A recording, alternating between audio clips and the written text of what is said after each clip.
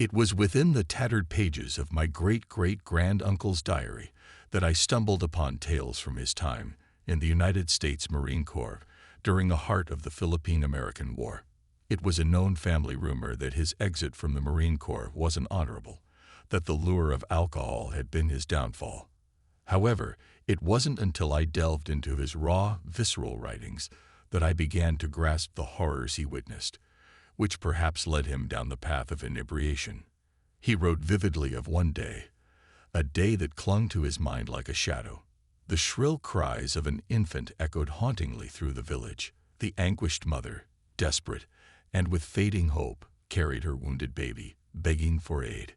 It wasn't the result of an accident, but the fallout of a violent confrontation.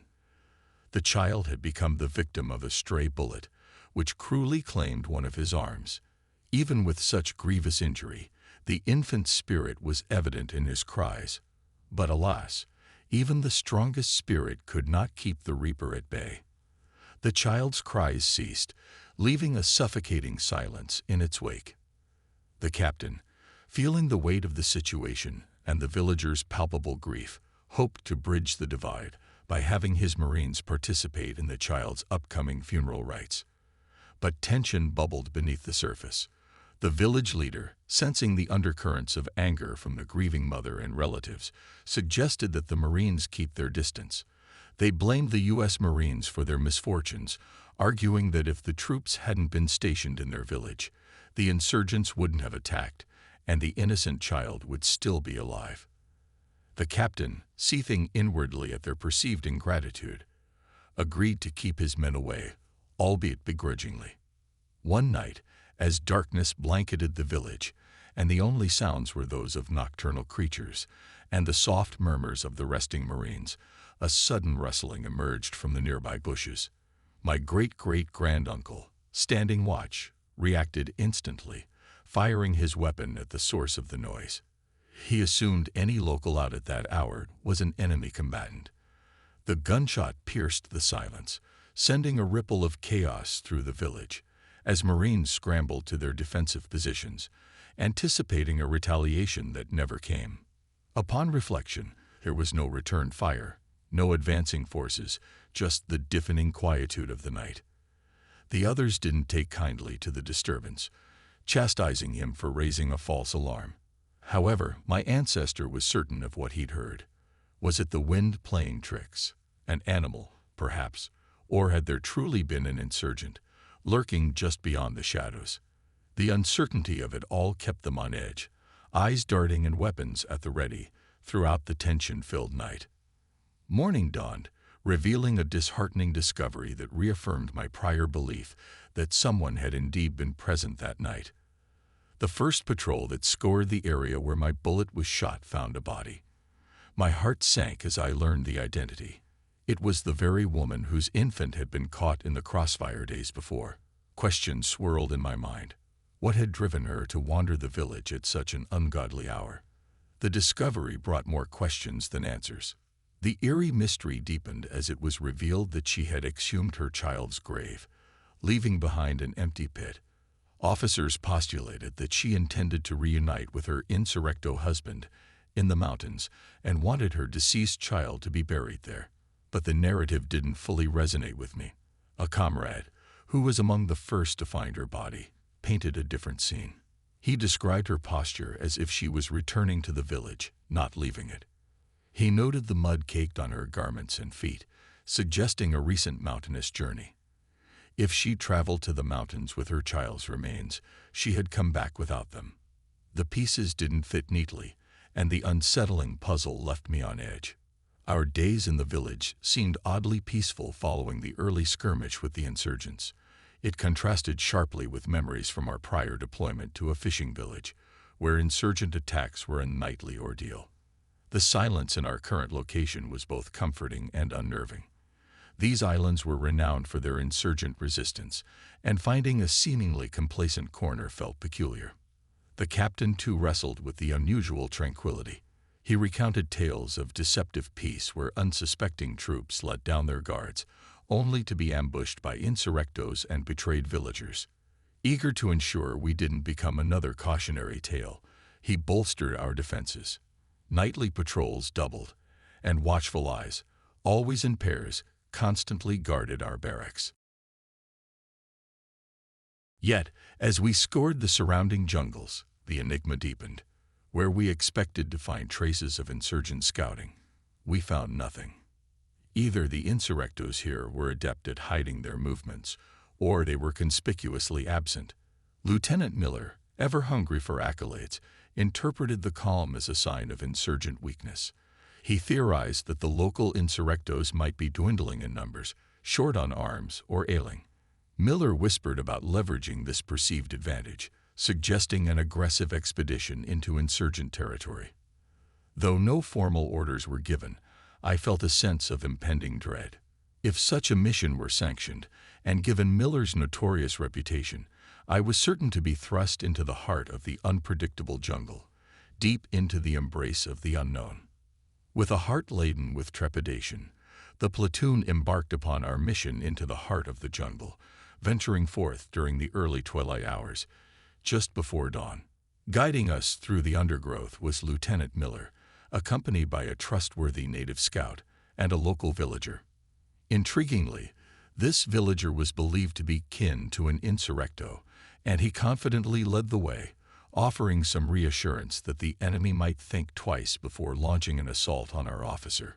Our destination was a verdant stream, a handful of miles from the village. Our scout, armed with intelligence procured from villagers, posited that this water source might be vital to the insurrectos. Lieutenant Miller's plan was twofold: to locate the stream and then discern any nearby insurgent camp. The journey itself was as challenging as anticipated. Narrow pathways, treacherously slippery from dew and rain, coupled with the sweltering heat of the midday sun, made our march an arduous ordeal. Despite the exhaustion and drenched uniforms, a silver lining presented itself. The insurrectos seemed to have left us alone. Upon reaching the stream around noon, we seized the opportunity to rest, replenishing both our strength and water supplies. Soon after, the search for traces of the insurgents began. We divided ourselves into 3 distinct units. Fate placed me with Lieutenant Miller's group, tasked with inspecting the upstream section. The atmosphere was thick with tension as the rugged landscape, bordered by the dense foliage, seemed the perfect grounds for an insurrecto ambush. With bated breaths, we moved silently, every sense attuned to detect the slightest hint of danger.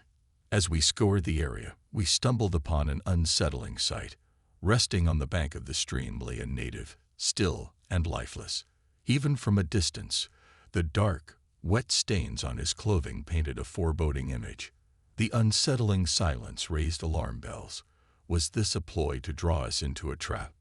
But as moments stretched and no attack came, the lieutenant cautiously advanced towards the fallen man, with us following suit. As we congregated around the body, it was unmistakably evident. This was an insurrecto. The presence of a revolver close to him removed any doubt. Yet it wasn't his affiliation that arrested our attention. It was the gruesome manner of his demise. Standing beside Lieutenant Miller, a closer look revealed horrific injuries reminiscent of a savage animal attack. Deep gashes, suggestive of both sharp claws and ferocious fangs, marred the body. The grisly sight sent shivers down my spine, and I had to summon immense resolve to maintain my calm. Theories abounded amongst us. Some proposed that a wild jungle beast had felled the insurrecto. Speculation on the type of creature that could inflict such carnage ran rife, but an uneasy realization dawned. This predator might yet lurk nearby. Silently, I sent up a prayer, hoping fervently that whatever creature had caused this was satiated for the time being. Our collective musings were interrupted by a sharp call from the sergeant overseeing the perimeter. With apprehension, I turned in his direction, bracing myself for whatever revelation lay ahead. "Sir," came the sergeant's voice, sharp with urgency, "one of my men has located the enemy camp." He gestured towards an area concealed by dense foliage. "It's just beyond this thicket." Upon hearing this, the platoon swiftly readied our rifles and hastened towards the location indicated by the sergeant. Behind a natural wall of dense bushes, We peeked through the leaves and found ourselves looking upon a clearing. In it stood a modest encampment comprising several huts, assorted crates, stacks of supplies, and, most disconcertingly, the lifeless bodies of numerous insurrectos. Carefully, ensuring every possible precaution, we emerged from our cover and began a thorough examination of the camp. An eerie silence prevailed as we found ourselves the sole living occupants of this macabre scene. A head count revealed a startling number. Over 30 insurrectos lay dead, eerily reminiscent of the body by the stream.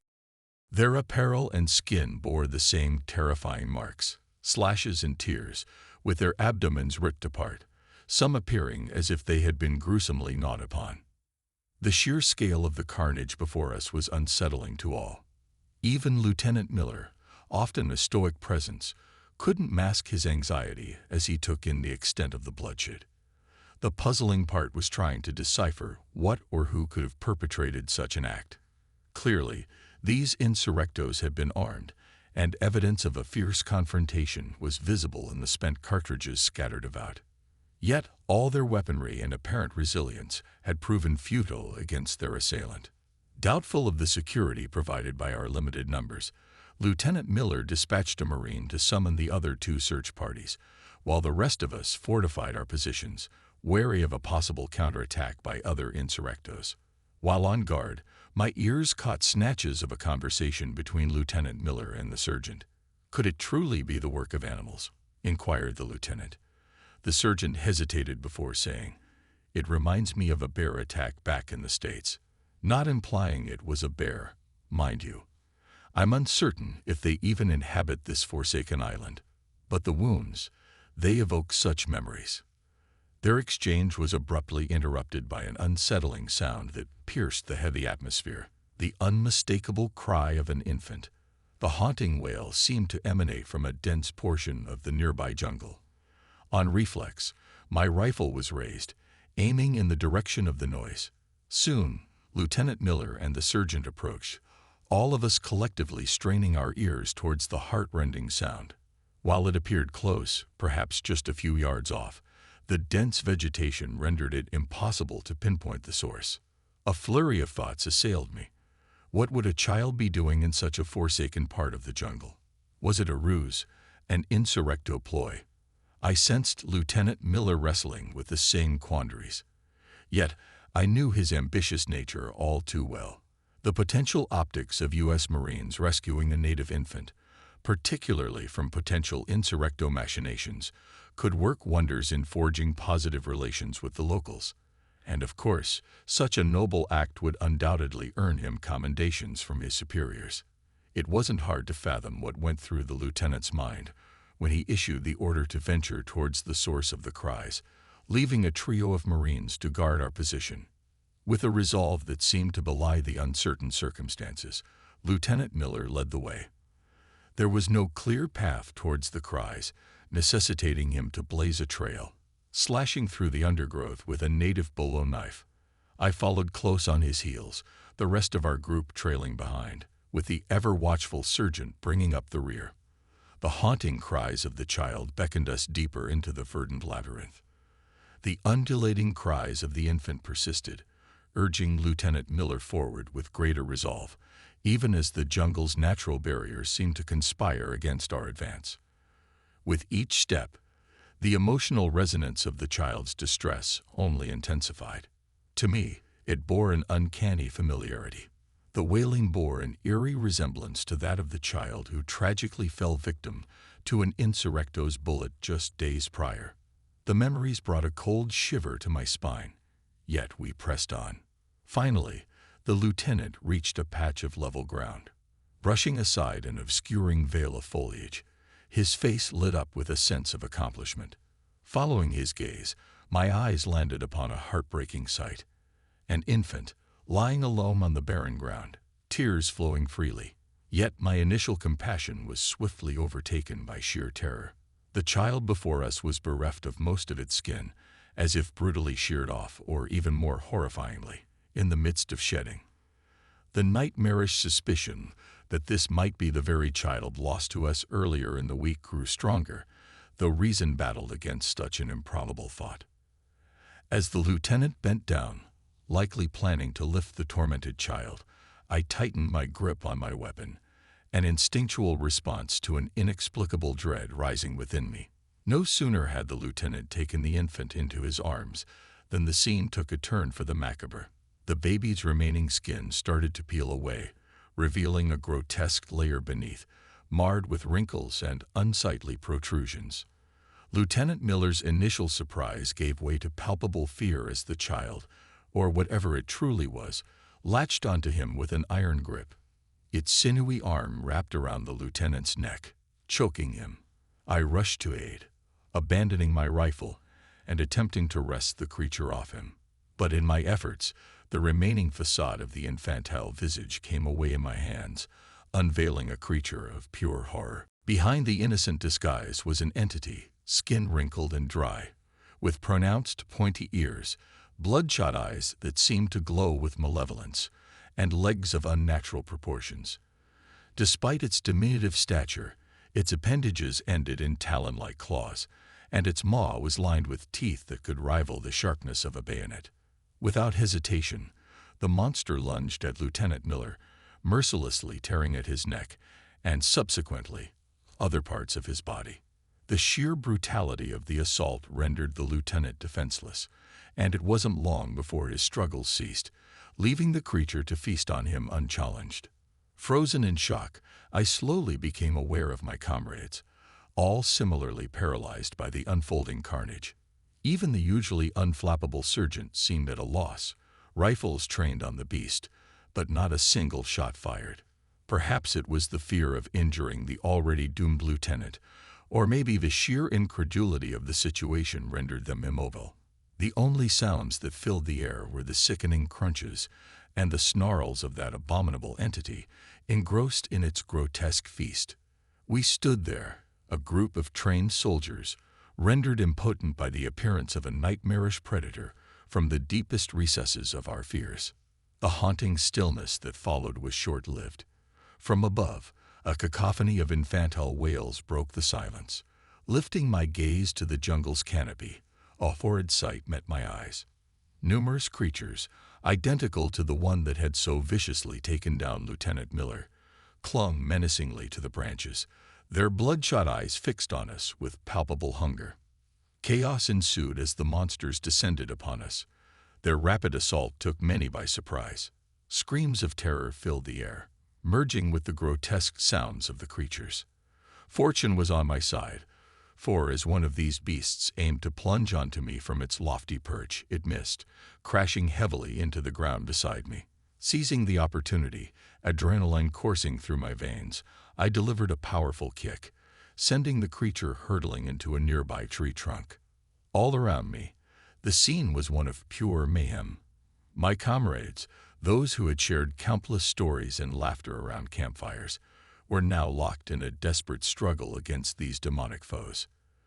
The gruesome fate of Lieutenant Miller flashed in my mind, reminding me of the grim outcome if one of these beasts succeeded in latching onto a victim. Survival instincts kicked in.